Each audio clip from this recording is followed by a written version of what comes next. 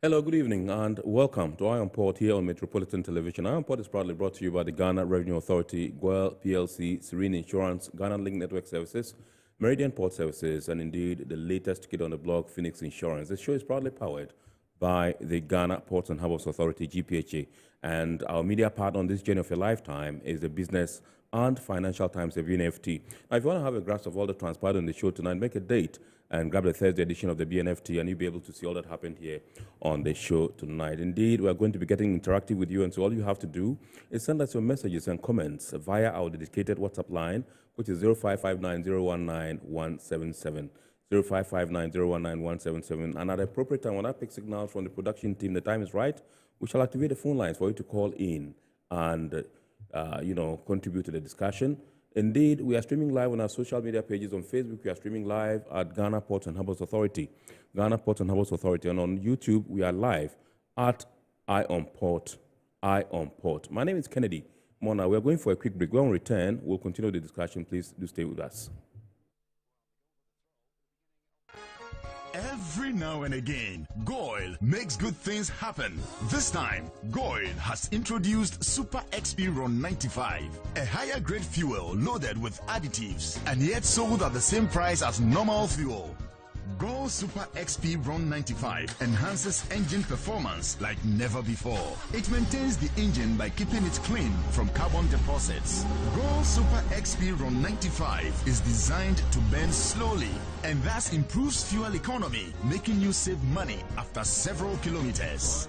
Goil Super XP Ron 95 gives you a smooth driving experience, that is, less vibrations. Fill up with Goil Super XP Ron 95. Now there's no need to pay more for any higher grade fuel. Goil has that sorted. Goil, good energy. Electricity, pay your taxes. Our taxes, our future. Because you see, without our taxes, we wouldn't have good roads, good schools, better hospitals, street lights, and other very important social amenities. When we pay our taxes, we give our children free and quality education. Tell God, my money too small. Why should I pay my tax? Look, small. Salifo, it doesn't matter how small or big your business or income is. You still have to pay your taxes. The little taxes from each and every one of us, when put together, could give your community clean water or that deprived school with tables and chairs. Please pay your taxes. It is your responsibility. It is your civic duty. It is the law.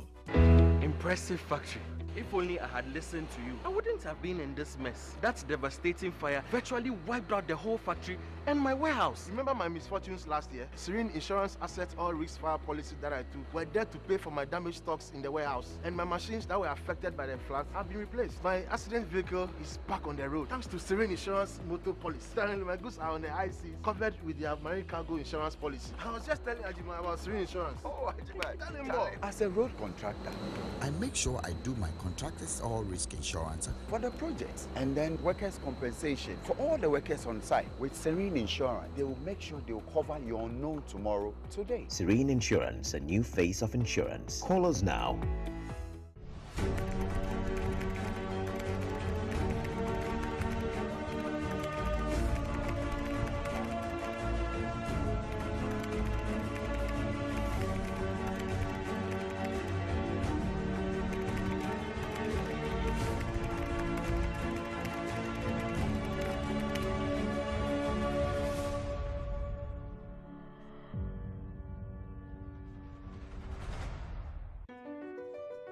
MPS Terminal 3 is Africa's new state-of-the-art container terminal at Tema Port. For manufacturers, agro-processors and traders, the new port means business can be done faster. This infrastructure boost will improve Ghana's port handling capacity, connect more trading routes, and oil the engine of growth for the economy, creating greater opportunities across all sectors as Africa's markets merge and become the largest trading bloc globally. MPS, we connect, you thrive. Business and life can be like the sea sometimes. Sometimes serene, sometimes calm. sometimes turbulent, and at times it brings the unexpected. However it is like, trust Phoenix Insurance for your home, car, business, and marine insurance needs. Call 0302 246 319 or 0243 690 492. At Phoenix, you experience a delightful service delivered with wisdom. All right, so welcome back. It's now time for us to take a look at happenings in the port and shipping industry in the course of the week. And indeed, in the course of the week, the Ghana Shippers Authority organized a sensitization program for truck drivers within the port enclave. Let's take a look at that story and many others.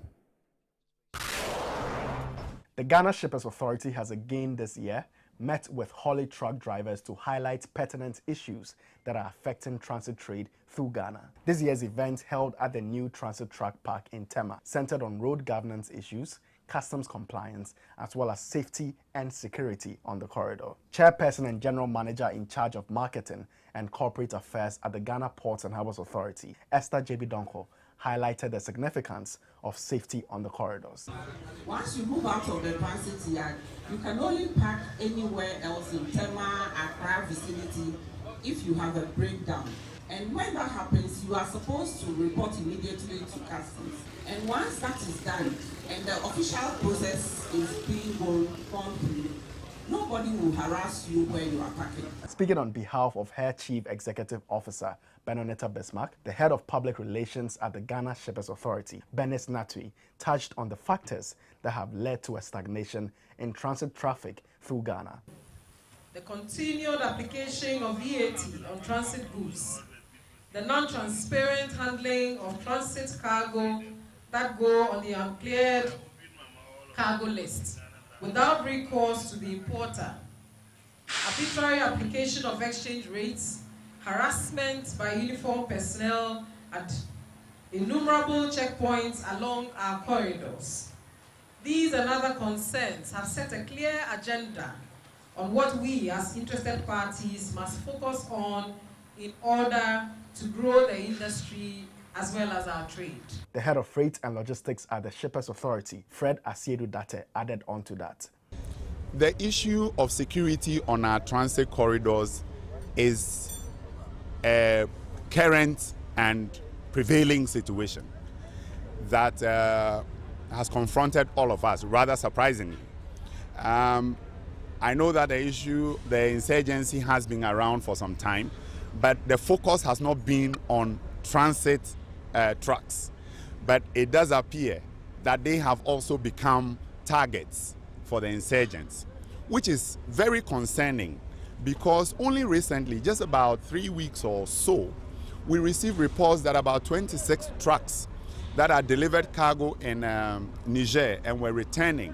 And so the majority of them were carrying onions and other things for export, were intercepted somewhere in the northern part of Burkina Faso.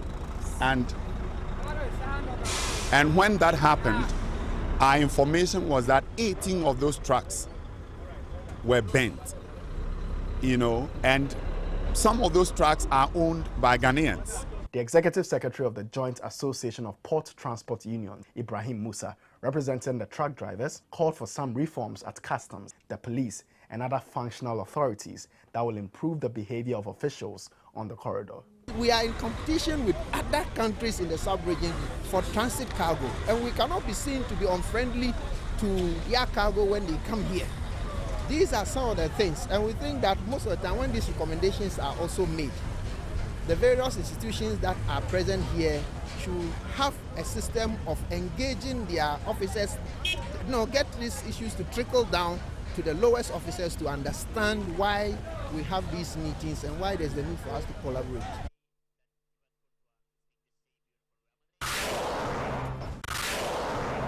The General Manager in charge of Marketing and Corporate Affairs at the Ghana Ports and Harbours Authority, Esther J.B. Donko, further indicated that the new Tema Truck Park is another demonstration of the authority's commitment to providing a safe space for transit hauliers who are an important stakeholder of the Port Authority. We have always tried to provide truck parks for them because they are coming from afar.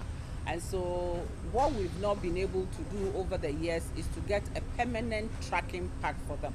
So we have moved them from one area to the other, and finally we have this new track path made for them, which is a permanent place, and we are working on a few other things to perfect the place, and then they will feel more at home to park whilst they wait for the cargo to be ready for them to load and go to their various countries. She said the authority will continue to play its role to contribute to a smooth and secure transit business for Ghana.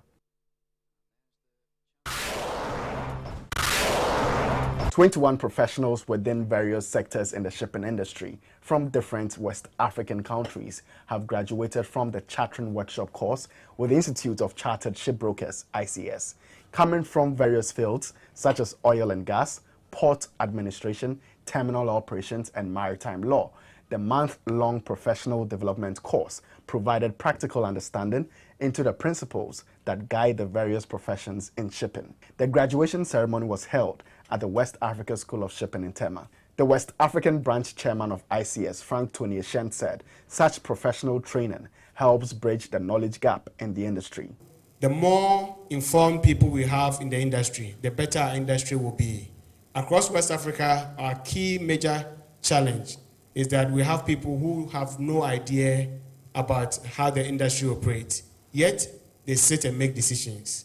So it's good that you have taken up this course. The executive director of the West Africa School of Shipping, Gertrude Ohene-Sienim, explained further the essence of such professional development courses for industry. Our courses are designed in such a way that they come with the practicality of it. So once you enter the field of your choice, after studying with us, you realize that you become different. I have people attending our trainings all the time. They say, wow, we didn't know that this is how it works, or this is how the principle. I've been doing this for 10 years. I've been doing this for 15 years.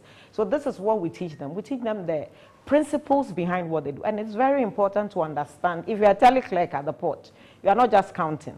If you miscount, that is somebody's liability.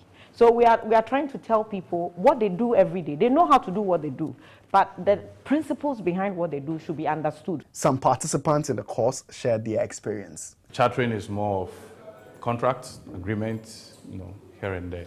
So my basic understanding as a lawyer of the basic rules of contracts would mean that I should understand how these industries operate. But having taken this course, that gave me a different perspective. The courses were very important for me because it helped me take the right decision in the shipping. It helped me understand what are the charter's liabilities, what are the owners one within a charter party. It helped me understand why should I choose voyage charter party and also time charter party. So all these aspects from the course were hidden to me. So I just discovered it.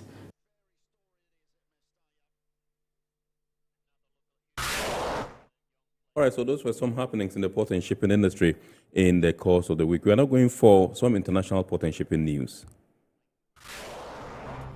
In a groundbreaking milestone for the global shipping industry, Mediterranean Shipping Company has emerged as the first ocean carrier to surpass a staggering 5 million TEUs in fleet capacity, as confirmed by analysts at Alpha Liner. The impressive feat highlights MSC's meteoric rise in recent years as the shipping giants accomplished this remarkable growth from 4 million TEUs to 5 million TEUs in a mere 22 months. Notably, MSC has effectively doubled the size of its fleet in just 8.5 years, solidifying its position as a prominent force within the maritime sector. Alpha Liner's calculations show that MSC purchased 306 container ships with a capacity of 1.2 million TEUs since August 2020, basically buying any ship that the company could get its hands on. On the 18th of May 2023, the industry marked the second International Day for Women in Maritime, which sought to highlight the importance of collaboration and networking in achieving gender equality in the maritime sector.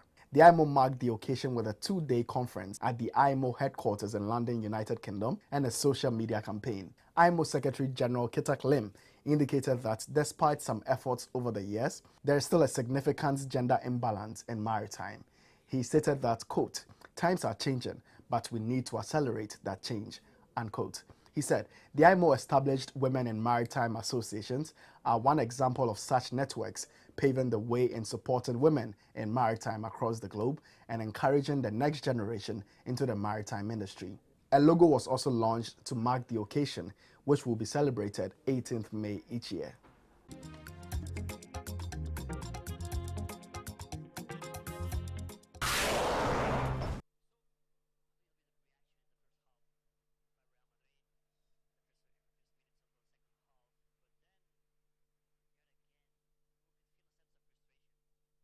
All right, so those were some international port and shipping news. We are now going for the phrase or word of the day. Remember, the word or phrase of the day has been designed or fashioned to bring you up to speed with the terminologies and jargons we use in the shipping industry. Today's word is container freight station. Container freight station, CFS.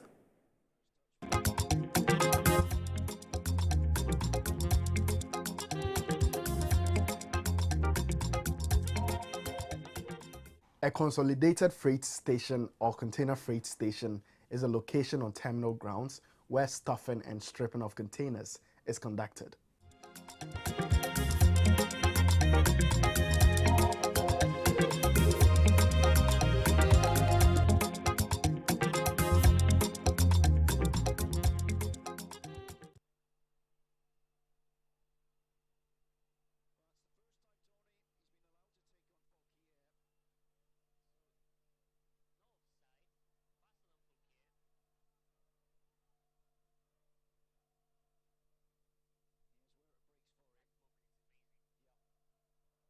All right, so welcome back. We are zooming into our discussion proper tonight, and tonight we are taking a look at whether we should be working at a policy that would help Ghana to formulate policies that would help Ghana to export seafarers. We're talking about the Filipino model, where the Philippines export a lot of seafarers annually. We are told they do so in droves, like in hundreds of thousands every year.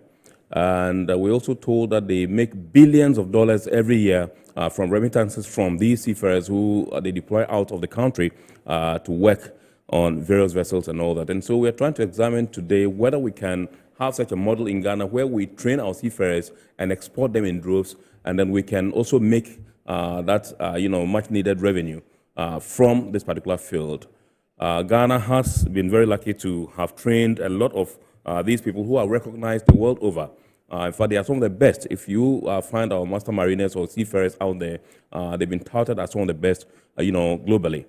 And so we are trying to see whether we can actually, draw government's attention to the fact that this is a gray area that needs to be exploited and explored so that we can earn the requisite revenue from this particular area. And so we have decided to assemble a very competent and expert team to help us, discuss this particular topic tonight.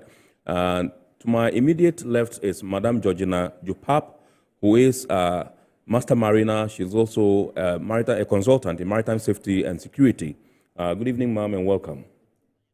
It's Captain, yes, we'll say Captain yes. Georgina Jopap. To my extreme left is Captain Obing Ademu. Captain Obing Ademu is also a master mariner and a lecturer at the Regional Maritime University here in Ghana. Good evening, sir, and welcome, Captain. Good evening. And to my right is our very own Captain William Amansia. Captain Amansia is also a master mariner. He is also a lecturer at the Regional Maritime University. Indeed, at one point in time, he was the executive secretary of the Ghana Institute of Freight Forwarders, among other, positions that he's held in this particular industry. So, Captain, we say good evening and welcome to our import once again. Thank you. Absolutely good to have you. Like I was saying, the Philippines, they export hundreds of thousands of seafarers every year. When I was doing some research for tonight's program, I think I got some figures beginning from 2016. I would just like to go over them briefly so that we can put that into context as far as the discussion is concerned. Now, in 2016, the Philippines exported 442,000 seafarers. In 2017, it rose to 449,000 in 2017. 2018, it rose to 482,000. In 2019, it soared to 507,000 seafarers. 507,000. In 2020, it plummeted because of COVID. It plummeted because of COVID. And so in 2020, they were only able to export about 217,000 seafarers. And then in 2021, it picked again, and it went to 345,000 in 2021. And so these are the figures from 2016 through to 2021 as far as seafarer exports from the Philippines is concerned. And so they are doing a lot, in that regard. And so I want to find out what it is that they are doing that is right and how they are able to earn billions of dollars every year from the seafarer exports in that country. And so let me begin with you, Captain. Captain Mansha, I want you to briefly paint a picture about our situation here in Ghana, what the seafarer situation is, how many are we, if you have some numbers for us, and what currently, their situation is like. Well, thank you, Ken. Ghana's seafaring industry really took off after 1957, after the independence, when the government of the day realized that as a maritime, as a newly established country, we needed, our economic survival depended on our ability to trade. And they found out that the open seas gave us unlimited access to regional markets as well as international markets. So what the government did was they made a maritime industry a cornerstone of our policy. And they developed a lot of maritime infrastructure. One of them was the state shipping line, the Black Star Line. Yes. And they were used, it was actually the backbone of Ghana's economy. They helped to move the Ghana's exports and imports and so forth. And then they built up a facility, a training facility, which was one of the best to provide the manpower to drive that, drive the industry. And this went on till somewhere around the 1980s, where the Black Star Line collapsed. But then the maritime, the training facility was still around, still producing seafarers and so forth and so forth. Right. But there was no policy that was put down by the government, successive governments, to make sure that these seafarers have employment and that they could contribute to the country's, socioeconomic development. Yeah. So they started going down and going down. Currently, the maritime and seafaring industry is not all that very good. It's not in a very, very good health. But I believe we have about 5,400 seafarers. Out of these, about 95% of them are active. And then we have about 70 of them as ratings, because on the ships, we have both the ratings and the officers. Right. So that is how the seafaring industry is. Apart from that, we have a lot of the senior officers who are actively engaged in the industry, but most of them are working ashore. Like most of us here, we are other consultants, or we are helping to train the new batch of, maritime professionals and so forth. So at present, although I won't say that it could be better, it's not so good. It could be better. And I believe that is why we are all here to jaw and find out ways and means whereby the seafarers could contribute more to the country's socioeconomic development. Awesome. Thank you very much indeed, Captain. Let me come to Captain Obing Ademu and find out from you. You heard me churn out the numbers, the figures from the Philippines, how they are able to export hundreds of thousands every year. We are talking about 5,400, like Captain mentioned. That's our numbers in Ghana. 95%, fortunately, are very active. If we are supposed to add on to the numbers in our quest to export, we might not be able to do as the Philippines do in terms of the numbers. No, we'll be joking. But if we want to increase our numbers, you think that we have the capacity enough to begin with, particularly training for purposes of exports. Thank you, and good evening to your cherished listeners. Yes. It's very possible, because looking at the Philippine example, they have been able to target a quota meeting the seafarers' demand worldwide. And I believe Ghana also stands the chance to do the same. And it will mean hard work from our side, because if we are looking at the teeming youth who are unemployed, then as a country, we should be able to establish the infrastructure like the Philippines have done, so that they can move and train these young men and export them. And their remittances definitely comes as, a component of our gross domestic product. GDP. Yeah. So it will mean a hard work in establishing training centers for officers, as well as for ratings, for the merchant shipping industry, as well as the fishing industry. And if we are able to do this, then we'll be driving home. Thank you. Right. Thank you very much, Captain. Let me come to Captain Georgina Jupap, and find out from you. He mentioned the youth. They are very key if we're going to be able to go through this tangent and be successful. I just want to find out from you. You are a consultant in maritime safety and security, also a master mariner. And sometimes I'm sure you get into contact with some of these people. You take a look at their demeanor. And do you see a sense of enthusiasm in them in terms of their interest in this particular industry? Thanks so much for... Welcome, Mom. Welcome. Natural fact, the youth in Ghana, first of all, I always say our best advantage. Right. The first advantage we have is that most of our youth went through secondary school, and that is boarding schools. So that boarding school enthusiasm is very right for the ship, because the ship, first of all, is an isolated but not restricted. Right. So you have that independence and being able to go through that. Yes. Again, most of the youth basically would also want to travel outside, do a lot of traveling, and therefore it also gives them the enthusiasm that, if I go to sea, I'll be able to travel. And it also is one of the jobs that has a good starting salary. And therefore, it also makes it interesting for the youth to start. It's a good job, where you can get a good salary. So it's also interesting for the youth. At the same time, these days, the youth are even more outgoing than we used to be, and therefore they have this in them that they would want to exploit and be able to do. Generally speaking, it's also an applied, it's very different from everyday work. Right. And it's an applied skill.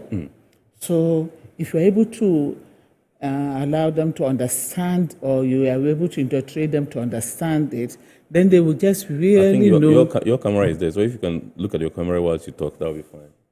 Yes, your camera is there, so please, yes. So you can see your face clearly on the screen. So you'll be able to get them to be able to say new jobs. Yeah. It's an area where it gives you as a conduit to other professions. Thinking about 80% of the world trade being carried by sea, and all other things that pertain. Lawyer, you have legal side, the maritime lawyers or legal section of maritime. You have insurance, you have brokers, you have anything that you can think of. Security, safety experts, everything. About all of it is in the world trade. And about 80% of that is by sea. So that it gives people, or it gives the youth, even the conduits to be able to develop career and advance their career. So it's one thing that if you're able to encourage the youth to be part of, and it's a different, environment and a different system such that when you really go into it, the world is open to you. Right. And it gives you the desire, like you being your job now. No, I'm just trying to say, what do you call it? Journalist. Journalist, yes. If you really had sea background, even for a year, for 2 years, or your first certificate, and you went to sea for 5 years, and you wanted to be a journalist, when you read even books, you will understand it. It's a very different environment where it gives you a very broad-minded, specialized thing. So that's one of those things that we think about. And therefore, I think we can conveniently get the youth to be able to go to sea if we give them the right training. Awesome.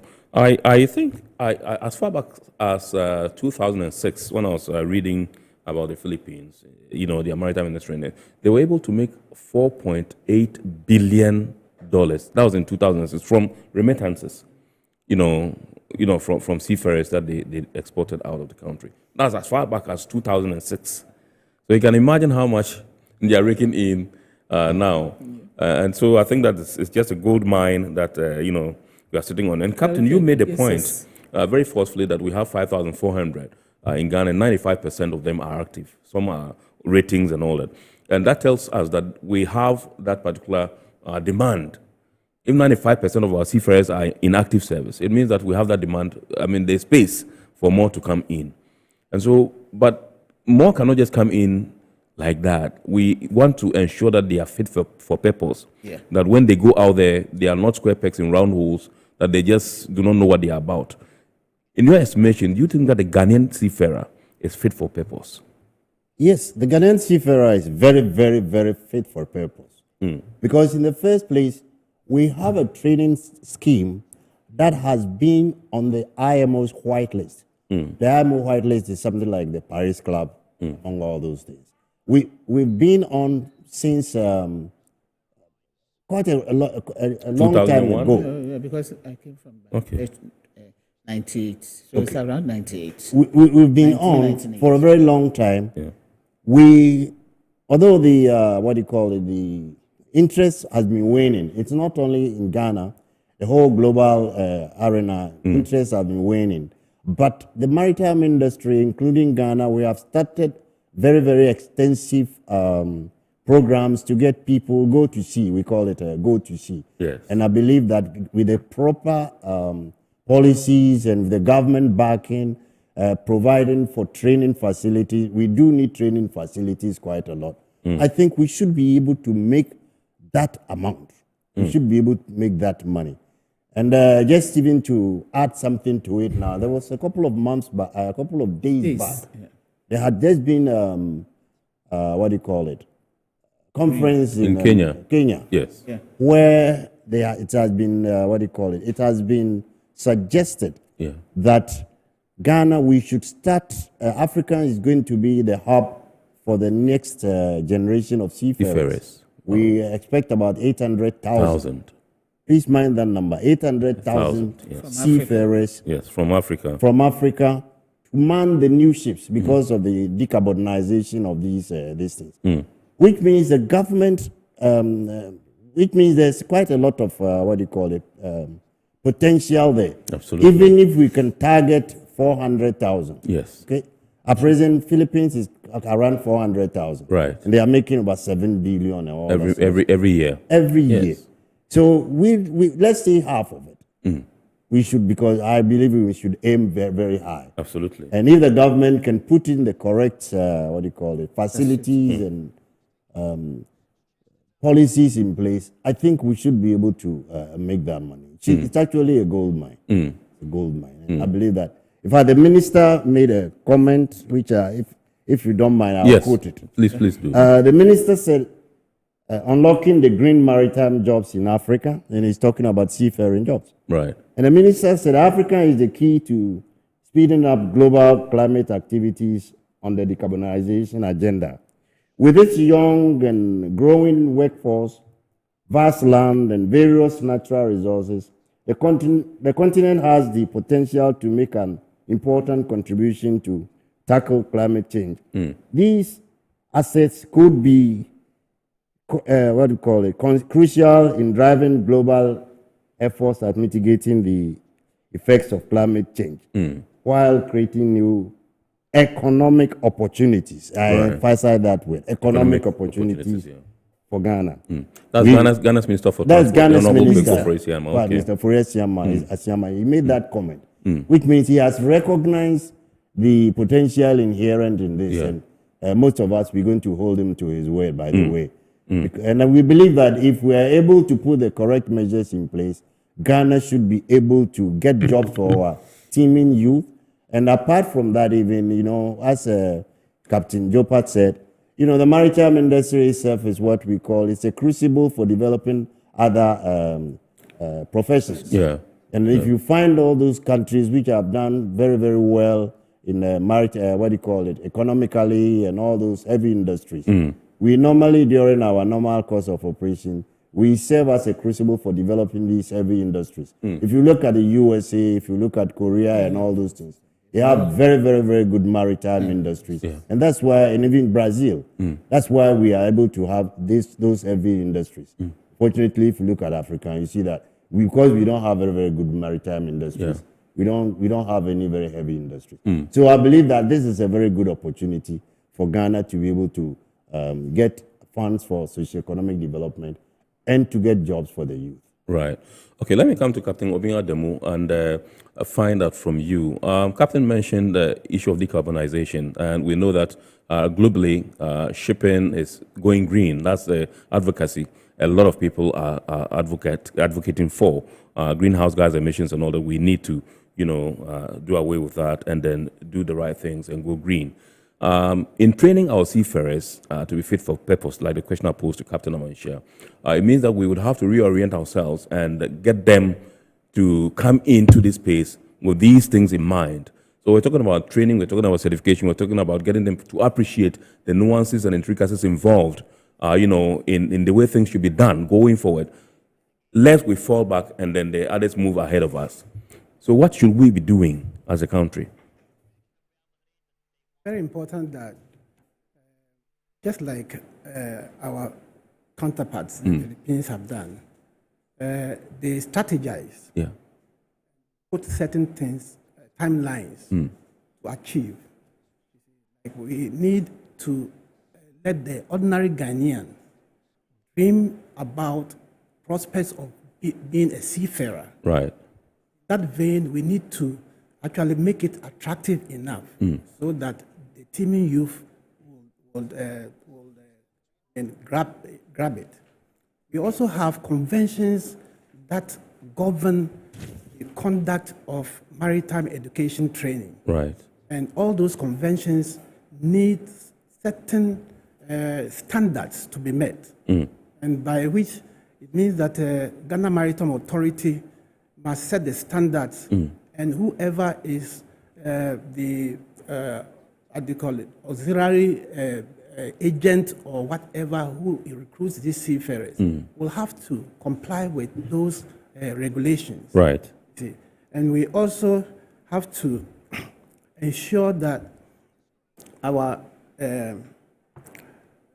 the skills that we develop are not only meant for active seaborne activity, but that the seafarer, we have the deck, and then we have also the engineers, and then we have the ETOs, electricals, who are very competent to fill some gaps in our industries. Right. We say the offshore industry. If we say industries like Coca-Cola, like industries that are engaged in manufacturing, etc. They can absorb some of these engineers, and electrical technicians. You see.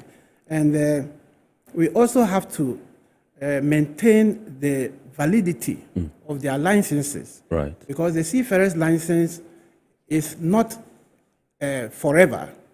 He needs to update himself occasionally or periodically.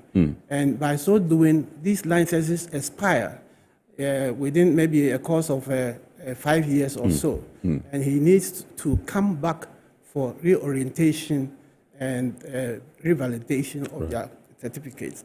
All these put together will go to meet the Maritime Labour Convention 2006 that mandates that every seafarer should have the opportunity to come back to the mother institution for revalidation and be able to meet our goals. Then the infrastructure must be there so that the teeming youth can have the opportunity to come back to school for revalidation. Right. Thank you.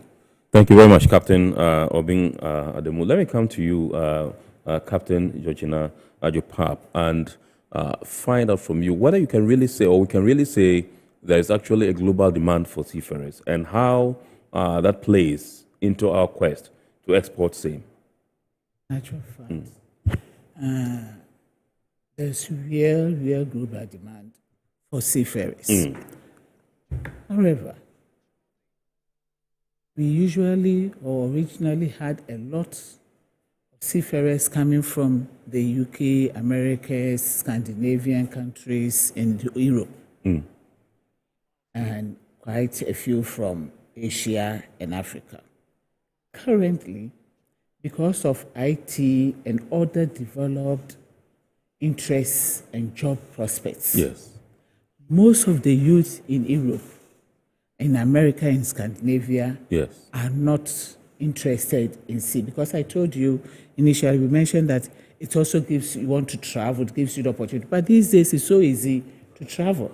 And there are so many opportunities for them, job opportunities. Yes. Now you can even live in your own home and work, Yes. working from home, Yes. and all those things. So it's yes. very... Captain, if you can be fixated there and look at your camera, yeah. Okay. So, we can it's see your very, face, yes. so it's very, very easy for the developed country, the youth from the developed country, not to go to sea. However, there's, like we said, the trade is still 80% and therefore needs people to man it. And for that reason, the demand is now on the developing countries, like the Asian countries and African countries and South American countries. We also had demand actually from the Eastern European countries where they were seafarers, like Ukraine and Russia. Now, with whatever happening now, it's so difficult for them to work a ship. So currently, as we speak now, there's so much demand about, like we said, over the sea, we have about 1.6 million seafarers. That's actually what the world trade demands. Okay. And currently we are short by it, almost about 55%. It's very, very difficult to make up that. We're also having new ships with different technical issues and handling. And therefore, it also makes it difficult that the old hands that we used to have, like the Philippines and the rest, may not be necessarily useful for the new vessels that are to be working now. Yeah. So the demand for new, young, vibrant seafarers is as important as yesterday. And we therefore have the opportunity to be able to groom our youth to be able to take those jobs. We also have all the international shipping, again, all the international youth, or the international shipping employees looking elsewhere for qualified. We used to have, just ratings. Right. But now ratings have to be trained. It's not just ratings. Now ratings have to be trained because the equipment that we are now using on the ship are very, very technical equipment, and therefore we need that youth to be able to capture it. Right. Ghana, fortunately, has that amount of youth, or we have teeming youth, who will definitely, I'm sure, will definitely be able to do the work. And therefore, we can put in place, if we have in place the necessary things, schooling, especially the facility, educational facilities, very, very, very important. Attitudinal behavior, very, very important. Soft skills, very, very important. If we were able to put these things, but it is very, very important that we make a conscious and deliberate effort that we want to export our youth through that. It's not exploration, but it's to exploit them. Countries like, I've always mentioned few countries because I worked with them. Right. Country like Bangladesh, for example, they sponsor or they supply to Japan. Yeah. So the whole Japanese industry, their seafarers are mostly from Bangladesh. So the Bangladesh government and the Japanese government had an agreement where JICA built a purpose training school for Seafarers. Bangladesh. Okay. That's where I was there for 2 years. And I was part of the team there because I had to make sure that thing worked. Right. For 2 years. But the government of Bangladesh made a bilateral agreement with JICA, Japan government, and they built a purpose-built ship. So they are having their crew from Japan, from Bangladesh. We had similar thing with Brazil. Brazil, okay. When Brazil had oil, they didn't have qualified youth. Right. But then the government made a deliberate, conscious effort and said, you employ our people as part of their local content, employ our people. They said, no, they are safety risk factors. They said, then I will pay for their premium, insurance premium. So the government deliberately paid the insurance premium for the for its cadets, the youth. Yes. And for that reason, over 10 years later, Brazil had full complement of trained officers and workers to work on their ships, especially in their offshore industry. Yes. So it's a deliberate, conscious effort by government. It's not just like you go out, you just want to go. Yeah. South Africa didn't even have much of these things. Right. However, when South Africa started training, they wanted people to man their ships. They deliberately had a school system, put them and bought a training vessel where they trained them and deliberately use them for their merchant ships and exported them as well. So it's a deliberate government effort. One of those was the national planning policy. Yes. That we want to do this, and it's only when we have made that policy as part of a plan, then you can sit down and look at all these things and make sure that it can be achieved. Yes, talking about it now, it can be achieved, but it must be a deliberate policy. Absolutely. It must be a deliberate committee sitting down to plan it. Yeah. It must be a deliberate, going to schools, teaching them, being able to strategically and aggressively saying that this area can be done. Yeah. That is the only thing. But if we just sit down and say, Ghanaians can go to sea, Ghanaians can go to sea, and we don't put any things in place, forget it. Awesome. Thank you very much, Captain Georgina Jopap. Let me come to Captain Obenshia. I just wanted to take us way back into history a bit and tell us how did the Philippines, at what point did they realize that this was a gray area that we could explore and exploit to make, significant gains as they are making today? What were some of the guiding policies or structures that actually, catapulted them into, such prominence as far as seafarer export is concerned? Well, the the so-called Philippine model, which we probably will be able to adopt some of the things there, because usually adopting a policy straight away across cultures is a little bit difficult. But it started under President Marcos, that is Marcos Sr., in 1970. And it's a very, very significant, because 1970 was the time when we were losing our shipping lines. Yes.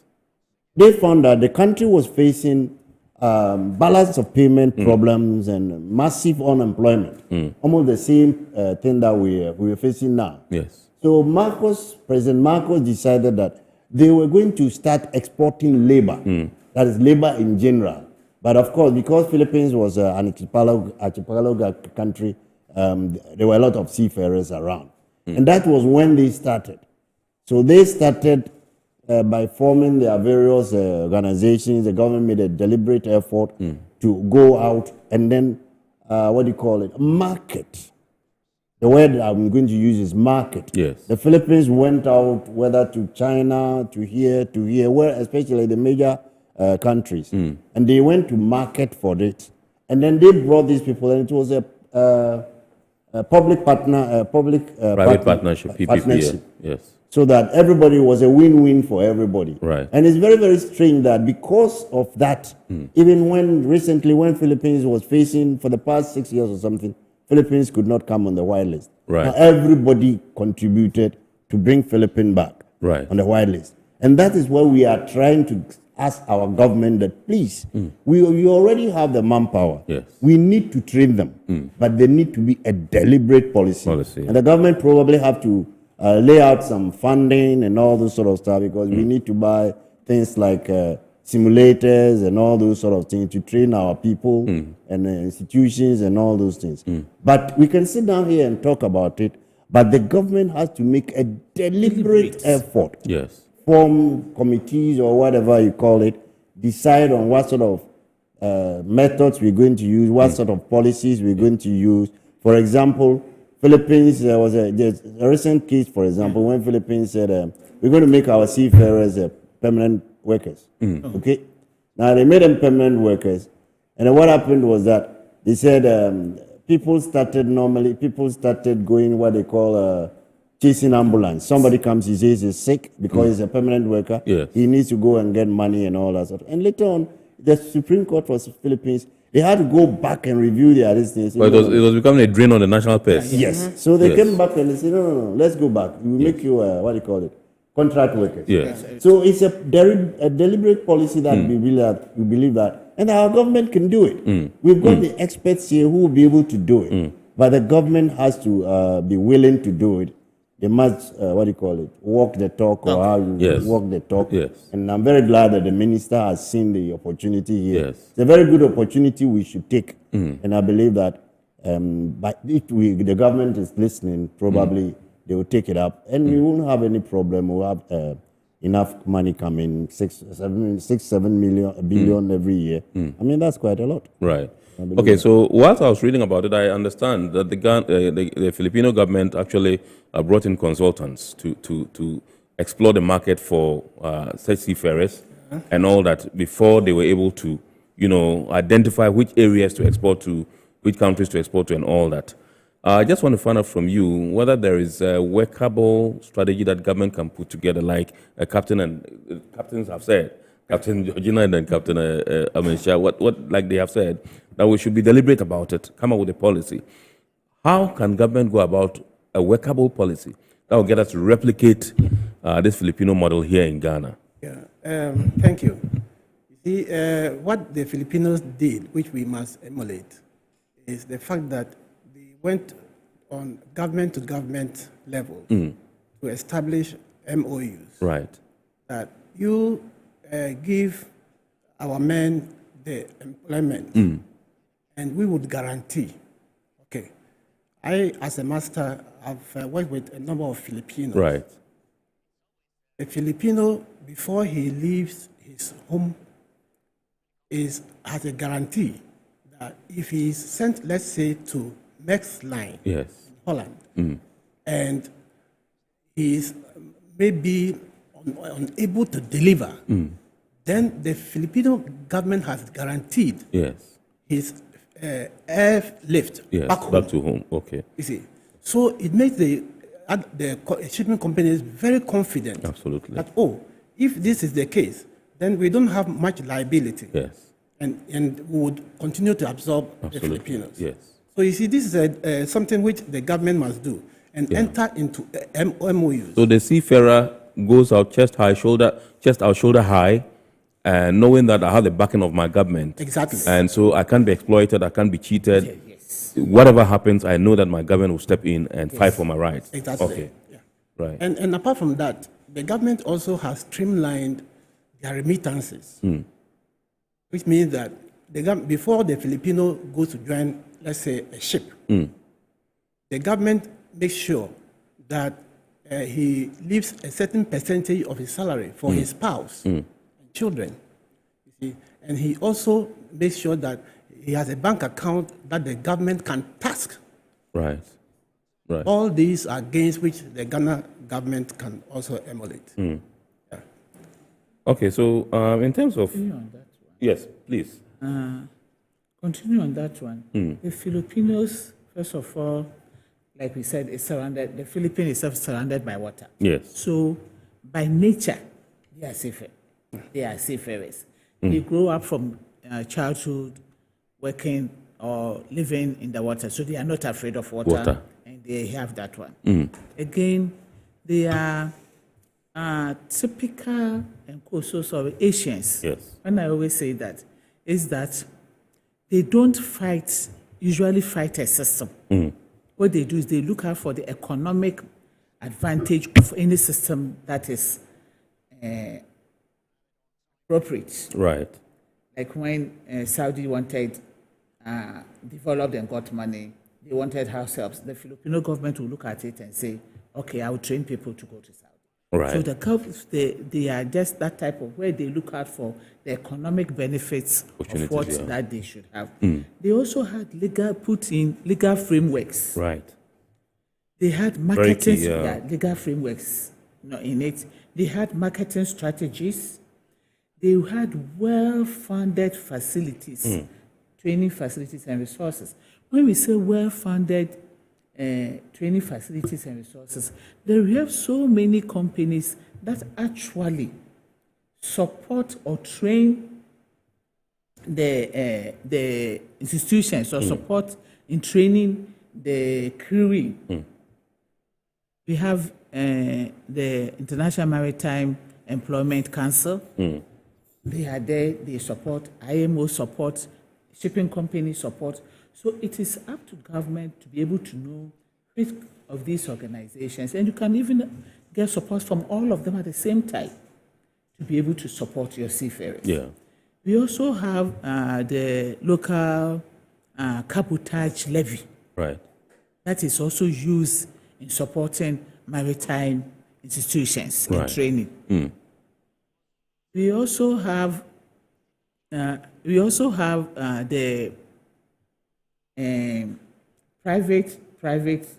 public-private partnership. PPP. Yeah. We have the maritime authorities. The maritime authorities that also have to be strengthened to play their roles effectively. Right. We have agreements with ITF, that's International Transport Federation, which is all the. Even in Ghana now, we have been able to. Ghana as a country has that agreement with ITF already. So we have all those things, some of those things in place. Right. Then we have the bilateral and MOU agreements with governments and shipping companies. Right. So all these things have to be put in place. And it doesn't take, some people have done it, doesn't have to come from the moon to do it. Absolutely. It's already, you don't have to usually say, it's not rocket science. It's not a rocket science, nor do you have to invent it. Yeah. But you look at those things that you can adapt for our system.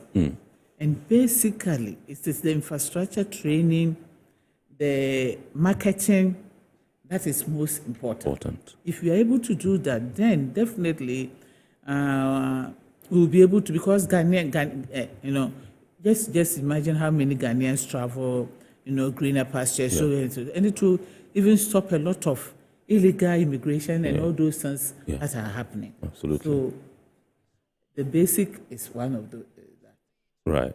Getting it right. Thank you very much indeed, Captain Georgina Jopap, who is a master mariner and a maritime consultant that's maritime safety and security consultant. We also have in the studios Captain Obing Ademu, who is also a master mariner and a lecturer at the Regional Maritime University, and indeed Captain William Amansha, also a master mariner and lecturer at Regional Maritime University. And tonight we are discussing how we can replicate the Filipino model in Ghana as far as seafarer exports is concerned. That's what we're doing here on Iron Port on Metro TV. We're going for a quick break. When we return, we'll continue the discussion. Please do stay with us. Every now and again, Goil makes good things happen.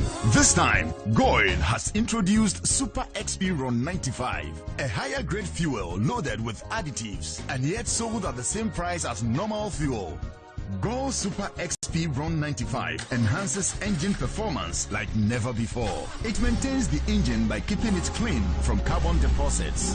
Goil Super XP Ron 95 is designed to burn slowly and thus improves fuel economy, making you save money after several kilometers.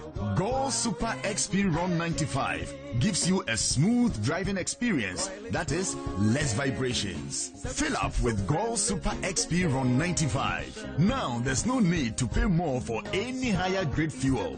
Goil has that sorted. Goil, good energy. Electricity, pay your taxes. Our taxes, our future. Because you see, without our taxes, we wouldn't have good roads, good schools, better hospitals, street lights, and other very important social amenities. When we pay our taxes, we give our children free and quality education. Talga, my money too small. Why should I pay my tax? Look, small. Salifo, it doesn't matter how small or big your business or income is, you still have to pay your taxes. The little taxes from each and every one of us, when put together, could give your community clean water or that deprived school with tables and chairs. Please pay your taxes. It is your responsibility. It is your civic duty. It is the law. Impressive factory. If only I had listened to you, I wouldn't have been in this mess. That devastating fire virtually wiped out the whole factory and my warehouse. Remember my misfortunes last year? Serene Insurance Asset All Risk Fire policy that I took were there to pay for my damaged stocks in the warehouse. And my machines that were affected by the floods have been replaced. My accident vehicle is back on the road thanks to Serene Insurance motor policy. Currently, my goods are on the IC, covered with their marine cargo insurance policy. I was just telling Ajima about Serene Insurance. Oh, Ajima, tell him more. As a road contractor, I make sure I do my contractors all risk insurance for the projects and then workers' compensation for all the workers on site. With Serene Insurance, they will make sure they will cover your unknown tomorrow today. Serene Insurance, a new face of insurance. Call us now.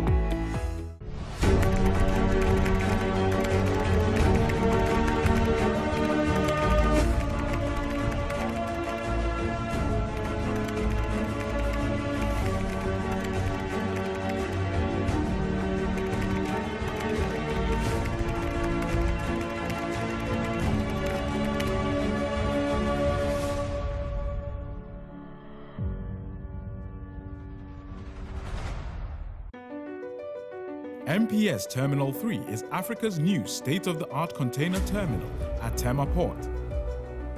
For manufacturers, agro-processors and traders, the new port means business can be done faster. This infrastructure boost will improve Ghana's port handling capacity, connect more trading routes, and oil the engine of growth for the economy, creating greater opportunities across all sectors as Africa's markets merge and become the largest trading bloc globally. MPS, we connect, you thrive. Business and life can be like the sea sometimes. Sometimes serene, sometimes calm, sometimes turbulent, and at times it brings the unexpected. However it is like, trust Phoenix Insurance for your home, car, business, and marine insurance needs. Call 0302 246 319 or 0243 690 492. At Phoenix, you experience a delightful service delivered with wisdom.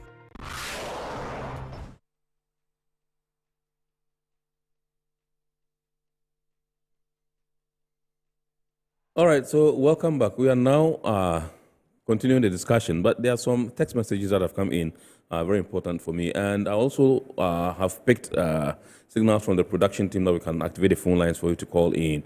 And so the number to dial is 020-552-8353, 020-552-8353. You can call in and contribute to the discussion. My guests in the studios are Captain Georgina Jopap, Captain Georgina Jopap, who is a master mariner and consultant in maritime safety and security. We also have Captain Obing Ademu, who is a master mariner also and a lecturer at the Regional Maritime University, and then Captain William Awanshia, who is also a master mariner and also a lecturer at the Regional Maritime University. And tonight we are discussing how we can replicate the Filipino model of seafarer exportation in Ghana, so we can also earn that requisite revenue that we so badly need in our country, because it's a gray area we can explore and exploit in this country to change our situation for the better as far as the economy is concerned. Let me take some messages right now. This one says, Mr. Host, please note that we have well-experienced technicians who are well-trained and do have validated certificates who can work on the sea. But recruitment on sea is also now politics. The west side of technicians recruitment is this local content thing. I have a lot to tell, but I wish to get your personal number. This one is from Kofi in Takrady. Well, Kofi, I get your plight. I understand what you're talking about. This one says, until the barriers at the Regional Maritime University are removed, that goal cannot be achieved. These are high cost of training, that's one, of which many Ghanaians can't afford. And two, tailor the courses in such a manner that the Ghanaian seafarers don't lose their jobs in wanting to upgrade themselves. Captain, and Captain Obing and Captain Amesha, this one goes to you. They say your training at RMU is quite expensive, so if you can do something about it. This one says, good evening, I'm watching you from Sunyani. What's the educational qualification and requisite experience to work as a seafarer? First of all, if you want to comment on the training issue, you would, and then we'll come back and then see if we can give some guidelines to this particular person who wants to know what the training or qualification is for the fellow to become a seafarer. Who would want to prefer a response? For the training, they say training is expensive, yeah. The training is very expensive. It's true. Yeah. I think $1,000 and over a semester. Yeah. But that is because that particular school is a regional school. I think, Captain, I think it's almost $2,000. So. No, that 1,000 something for a semester. I think 1,000 and something for a semester. Yes. Yeah. Okay. So for a year, it's about more than $2,000. Wow. That's for 1 year. Yeah. But then the problem is because it's a regional school. Yes. So to me, I believe that if it becomes necessary for us to go this Filipino way and start doing all this policy to enter the international market, we might probably need to abrogate the regionalization policy. That is my idea. Okay. Because all our money we are getting is from internal generated fund. Right. But if we are going to do this sort of program where everybody, we're going to use Ghanaian seafarers and all those sort of things, it means it must be affordable. Right. Because maritime training is quite expensive. Right. Because the wages and all those things are also very expensive. Expensive, yeah, very high. If you pay even 1,000, 2,000 a year, you finish 4 years, you get a job within the next 2 years or 1 year. You should be able break even, to pay plus everything and all that sort of stuff. So that is one thing. So probably if they do that, then we should probably be able to do that. That's a policy for the Ghana government to take. Right. But that's for me, from where I sit, that is my advice. Okay. And presently, I wanted to add, there's been unprecedented recruitment from Ghana now. Okay. Some of it we cannot even meet. Right. Because there was a company which came here, they wanted to take about 1,000 cadets, and we produce how many cadets a year? Produce only about 100 or 200. A year? Yes. And they wanted 1,000? They wanted 1,000. As Captain Jopa said, there's IMEC is coming here. IMEC is the International Maritime Employers Club. Wow. They are coming here in a couple of months because they were in July. They are coming here. Wow. So we must prove to them that we can get the numbers, the quantity, and the quality. Quality we don't have any problem, but it's the quantity that we have problem. Right. And that is why we are talking about putting in a policy where we plan maybe within about the next 6 years or 7 years, we should be able to get that number. Right. Because the Ukrainian-Russian war that we see has been very bad for our economy. Yes. One part has been very good for us because the seafarers, they are producing almost about 14 to 16% of the global seafarers. Wow. They are not readily available on the market now. And they are all coming to Ghana. They're all coming to Ghana. And we need to put policies in place to absorb that quickly before the war comes over. Before the war. Again, you could also say that instead of having just the cadets, the regional maritime is basically for officers. Yes. And therefore it's high end. Okay. But then on both ships it's 1 to 3. That's when you say 1 to 3, it's 1 officer to 3 ratings. So that's about it. Right. So we should also be able to have a seamen training center. That is for the ratings. Right. Sentence. Yes. Okay. We should have centers, not one. Okay, yeah. So we should be able to have seamen training centers where we can train the ratings. When we say ratings, it's just like being in the army. You have officers and you have the others. men, So it seems like they may all have done SSS or whatever, but then the others who are doing university degree and the others are doing other short course. Right. So the mass should also come from the seamen. Right. And that is where we need to have seamen training centers. Currently in Ghana, we have not had that for all this while. It's just about some couple of months that the regional maritime university started trying to do that. Right. The response is very good. However, it is not that institution that has to handle it. Right. Because it doesn't take much. It's about maximum 6 months, 1 year. They should be able to train them instead of going through a degree course for the officers. Right. So basically, you should be able to provide, if you were able to provide training for the ratings and have centers, and I've always said it, you don't even, most of the maritime equipment for training are not brand new equipment. Right. When we break down ships, like when ships are old and they break them down, like Bangladesh said, almost all the parts are sold back to institutions. Yes. So most of the schools and even the developed institutions, they buy these things from the scrapyard. Those Scrap places, yards, the scrapyards. Yes. So we have a lot of it that it shouldn't have.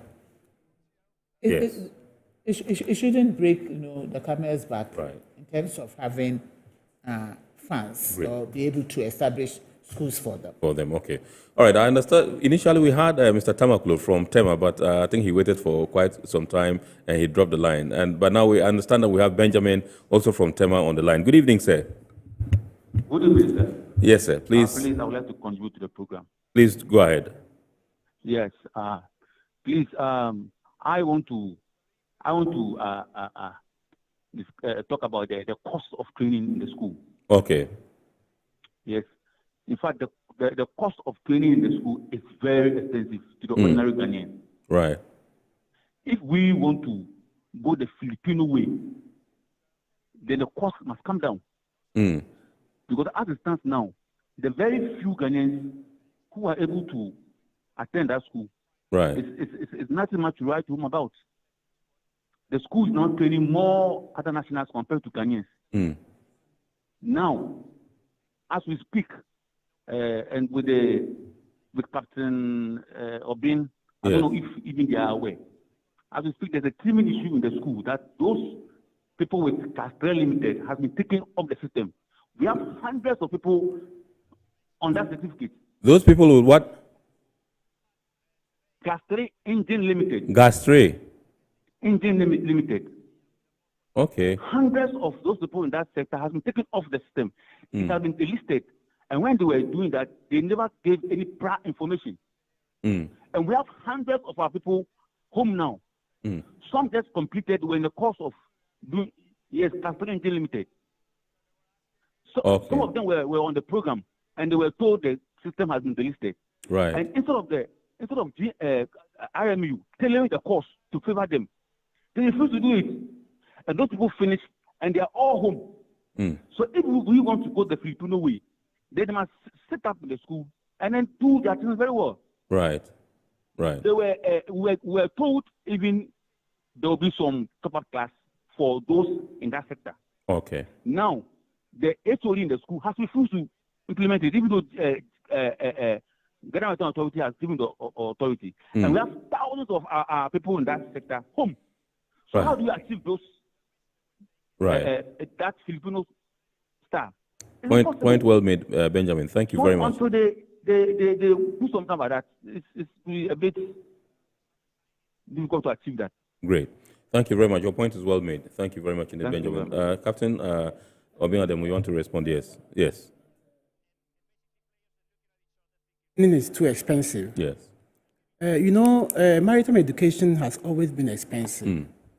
It takes for national initiative. Yes. Like granting scholarships and others to students. Some subsidies. Because for a captain to, retire from sea and come and become a lecturer, then he must also at least be have a modest lifestyle. Absolutely. Okay, so for that, I would say that Ghana as a country must look at the fact that some of these students must be given a scholarship, or maybe some sort of cushioning from grants from SNIT or something like that to help them with their maritime education. Okay. Yes. All right. Thank you very much. I think. Oh, I understand. We had Ebenezer from Takrady, but he's off at the moment. So let's continue. I think we have barely 8 minutes or 7 minutes now to go. This one says, "Good evening. I'm watching you from Sunyani. What's the educational qualification?" Okay, I asked that question. What's the educational qualification and requisite experience for one to work as a seafarer? Basically, I think that is to.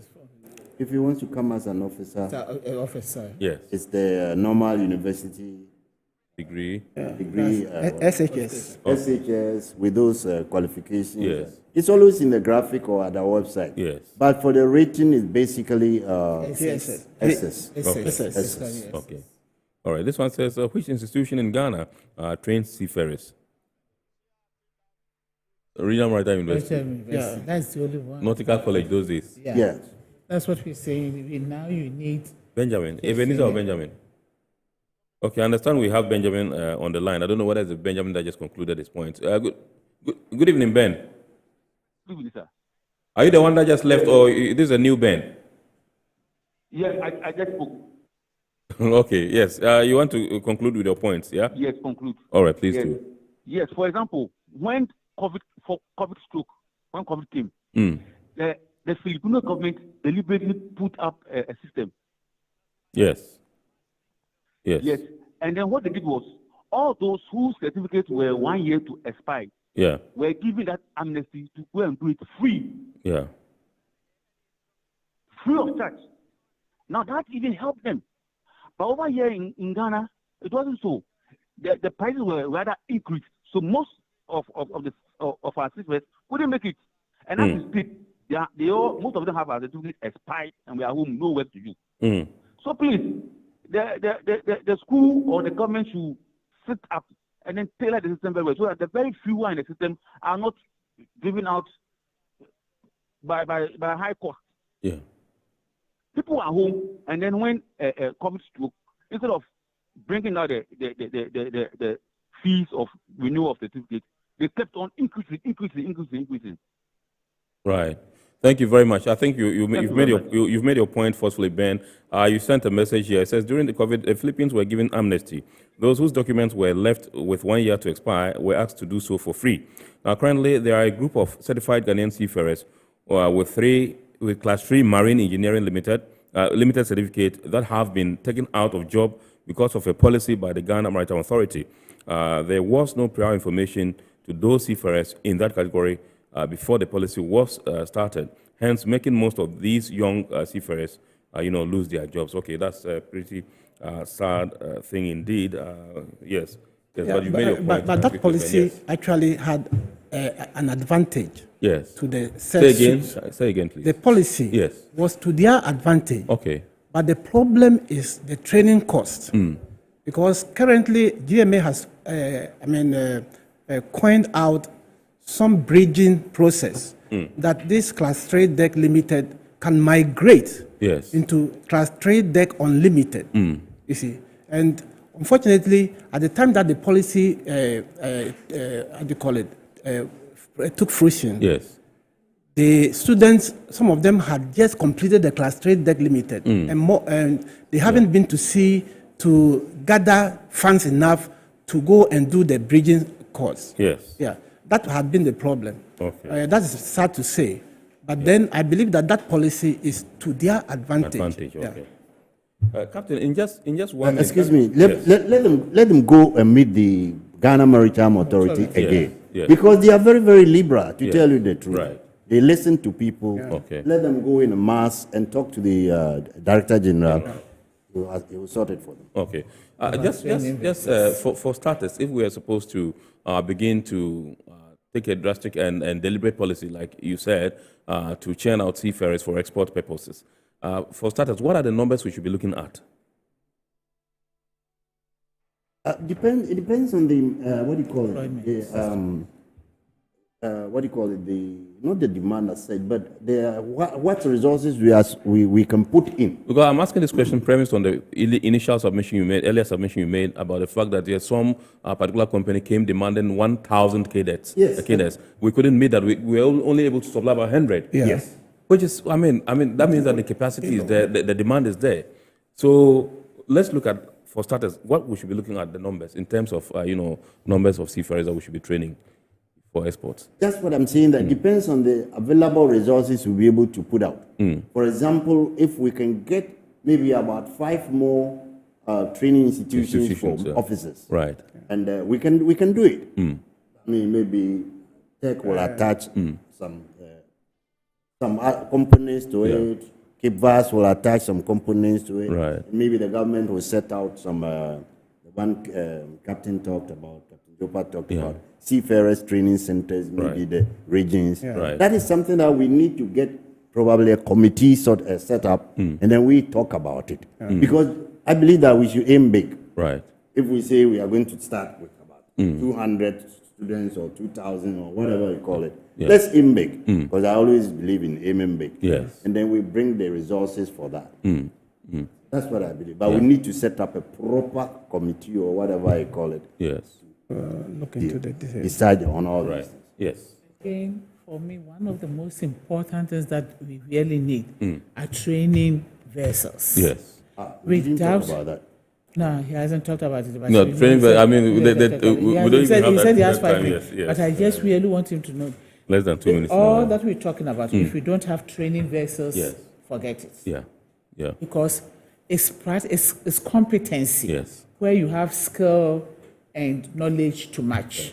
So you have to have a training vessel. Absolutely. That's it. And if you don't, but people say training vessels are expensive. No, they are not. Because we have cabotage levy to be able to support it. We have IMCA, IMEC, they'll be able to support it. We have the companies themselves that even want to employ people from Ghana. They'll be able to supply. And we do not need a very big one or anything. South Africa did one thing that I've always said it. For the first time they had, even when they wanted women, young ladies to go to sea, on their training vessel, they had all crew women, from captain, they were the captains and they were foreigners or but the youth were South African ladies, and they put all of them on one ship for a year. It was actually meant for 4 months, but then they put them on board for them to go through their training. And after that, they could then work on their own initiative. So with that training vessel, please, you don't have this process. I think it's been a long-standing issue about the training vessel, research vessel, and all that, and it's been a long time coming. I think that we need to take action and be definite on it, and then get it. And so we'd like to say a big thanks to Captain Georgina Jopap, who is a master mariner and a maritime consultant in maritime safety and security. We also say a big thanks to Captain Obing Ademu, who is also a master mariner and a lecturer at the Regional Maritime University. And then to Captain William Amanshia, also a master mariner and lecturer at Regional Maritime University. We thank you so much for coming. Remember, tonight we've been discussing how we can replicate the Filipino model of exporting seafarers out of our country in order to earn that much needed foreign exchange earnings that we need in our country to show up our economy and improve things in our country. We entreat you to watch the abridged version of our report on Wednesday at 8:30 p.m. on Ghana Television. And we also entreat you to keep watching the rest of our programs here. We would like to say a big thanks to our sponsors: Ghana Revenue Authority, GWEL PLC, Serene Insurance, Ghana Link Network Services, Meridian Port Services, and indeed Phoenix Insurance. My name is Kennedy Mona. God willing, we shall bounce back again next week with another wonderful edition of Iron Port. Please keep watching the rest of the programs and enjoy the rest of the week ahead. Good evening.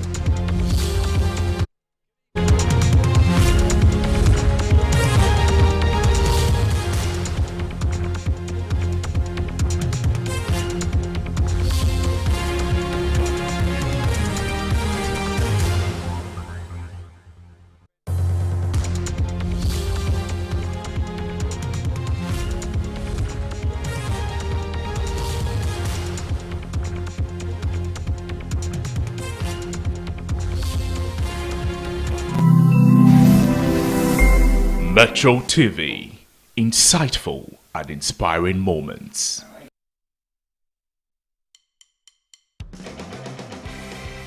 I don't know how she's keeping up, but boy, oh boy, I can feel it in the spirits. Can't you? Let me see the